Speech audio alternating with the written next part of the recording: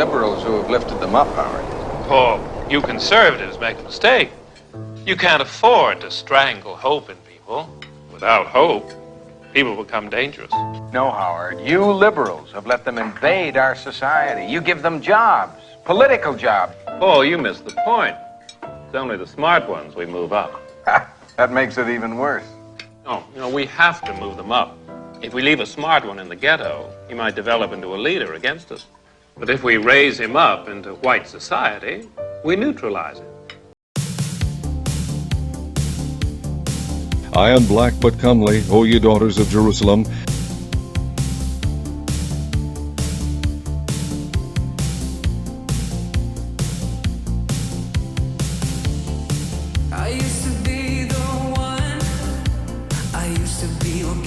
I am black but comely, O ye daughters of Jerusalem. I am black, I am black. We've left untouched the biggest segregation of all. It overwhelms everything else and hangs over our entire society, and that is that every metropolitan area in this country is residentially segregated. To the men of Judah, and to the inhabitants of Jerusalem, and unto all Israel that are near and that are far off, through all the countries whither thou hast driven them, because of their trespass that they have trespassed against thee. O Lord, to us belongeth confusion of face, to our kings, to our princes, and to our fathers, because we have sinned against thee. Yea, all Israel have transgressed thy law, even by departing, that they might not obey thy voice. Therefore the curse is poured upon us, and the oath that is written in the law of Moses, the servant of God, because we have sinned against him. This next story is so unbelievable, we didn't think it could possibly be true. But after receiving thousands of records and declassified reports from the Army, it's confirmed that during the Cold War, the United States military conducted secret tests on unsuspecting people in the city of St. Louis. Clearly, they went to great lengths to deceive people. By making hundreds of Freedom of Information Act requests, she uncovered once classified documents that confirmed the spraying of zinc cadmium sulfide. The greatest concentration of this compound was sprayed near the Pruitt-Igoe housing complex. Pruitt-Igoe housing complex just south of downtown St. Louis. It was home to 10,000 low-income people, and an estimated 70% were under the age of 12. Therefore the curse is poured upon us. Therefore the curse is poured upon us, and the oath that is written in the law of Moses. Because every time my mother talked to someone got cancer. And she was like, why so many people in this area got cancer? And from my own personal research, she found out we have 50 documented landfills, 250 leaking underground storage tanks, and over 350 hazardous waste sites. Johnson called it the toxic donut.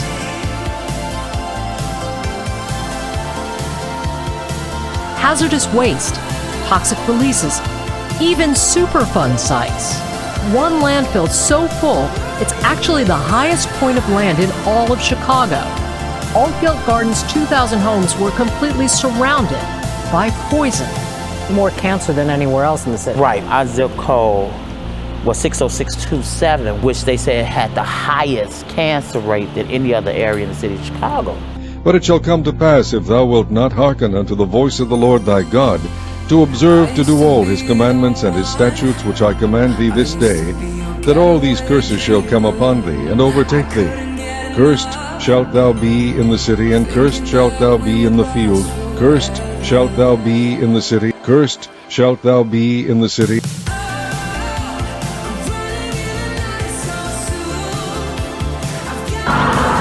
Robbery, prostitution, killing. Poverty, the shooting, the drug abuse. Two guys got in a fight right across in front of my house. I saw one peep his head around the corner, pow, pow, pow. It was just like you was in a movie, Western movie. Eva Davis moved into Atlanta's East Lake Meadows housing project in 1971. It wasn't long before murder and mayhem became a way of life. He ran right by my car and blood was just shooting out of his body. That guy shot him and he fell dead right before my face. The 650-unit housing project was never great, but when drugs took over and gangs claimed turf, it went from bad to horrible in a hurry. They would shoot and cut and stab and kill each other. That's what they did. By 1995, the crime rate was 18 times the national average. Cities within cities, scientifically planned and built, where a man and his family with a small income can live with comfort and dignity. Scientifically planned and built. Scientifically planned and built. It's been proven that the modern phenomenon of concentrated black poverty was an intentional government-sponsored institution. The stranger that is within thee shall get up above thee very high, and thou shalt come down very low. Another federal program that was perhaps even more powerful in creating racial segregation, and that was a program of the Federal Housing Administration designed to move white families out of urban areas into single-family homes in the suburbs at a racially explicit basis. He shall lend to thee, and thou shalt not lend to him. He shall be the head, and thou shalt be the tail. Now, in the mid-1950s, a development occurred everywhere in the country, which was systematic, similar, and widespread. And hopefully, you live in public housing 1 or 2 years, and you will then be able to move into your next step. Suddenly, all the white projects began to develop large numbers of vacancies. The next step for whites was very clearly a house in the suburbs. 17,000 homes in one place. We were in a suburban country at that time. People thought the whole idea was lunacy. Who's going to want to live in a single-family home when they can live in a city instead? The Lord shall bring thee and thy king which thou shalt set over thee unto a nation which neither thou nor thy fathers have known. And then at about the same time, industry left the cities. Jimmy Williams has lived on the south side of Atlanta for most of his 37 years. Even before he was born, white residents of the neighborhoods around here had begun leaving for the suburbs. And later, big employers, like a nearby General Motors plant, shut down. Fewer and fewer jobs became available to the now increasingly and soon almost all African American population in the public housing. The population could no longer afford to pay the full cost of its rent, so the government had to begin subsidizing public housing. Out of everybody that I grew up with, let's see, I can count probably about 5 of them that's still living and not in prison. Stories like Williams are common in many neighborhoods on Atlanta's south side. Experts say areas like this around the nation suffer from what they call concentrated poverty. Concentrated poverty, particularly in urban areas with concentrated poverty.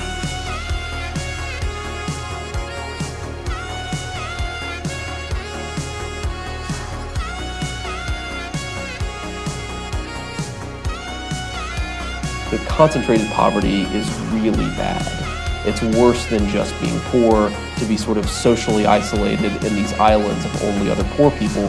And I think that's a much more common experience among black Americans because of the residual effects of housing policy in the 50s and 60s. Scientifically planned and built. Scientifically planned and built. The biggest project of all was Pruitt-Igoe on the north side. 33 buildings, each 11 stories tall, segregated by race.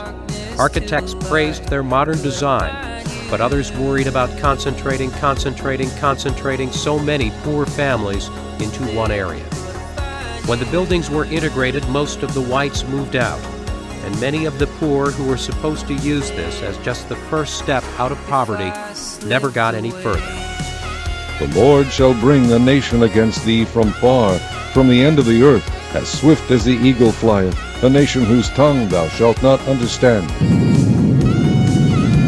I was there when Pruitt-Igoe was still just had its foundations being poured. And I think I put it in one of my movies. This is the future for St. Louis. Look what we're doing. Clearly, they went to great lengths to deceive people. By making hundreds of Freedom of Information Act requests, she uncovered once classified documents that confirmed the spraying of zinc cadmium sulfide. The greatest concentration of this compound was sprayed near the Pruitt-Igoe housing complex just south of downtown St. Louis. This is the future for St. Louis. Look what we're doing. These Army archive pictures show how the tests were done in Corpus Christi, Texas in the 1960s. In Texas, planes were used to drop the chemical. But in St. Louis, the Army placed chemical sprayers on buildings and station wagons. This is the future. But in St. Louis, the Army placed chemical sprayers on buildings and station wagons. Look what we're doing. And ye shall perish among the heathen, and the land of your enemies shall eat you up.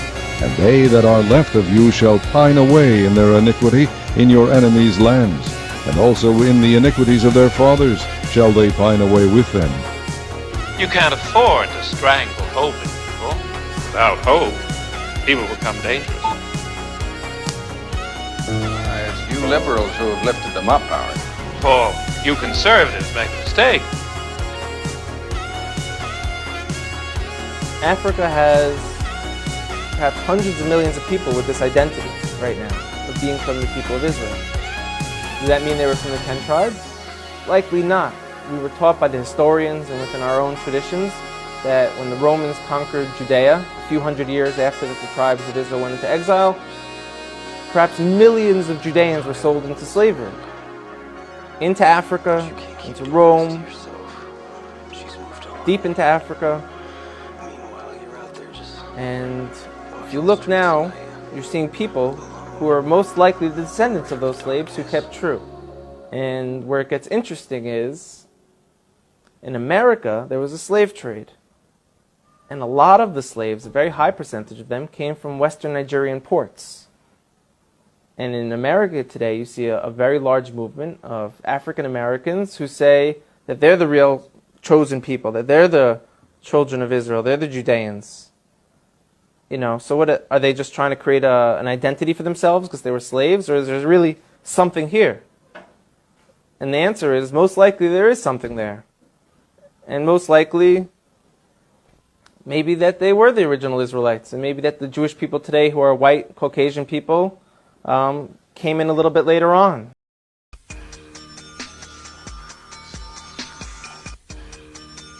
And the Lord shall bring thee into Egypt again with ships,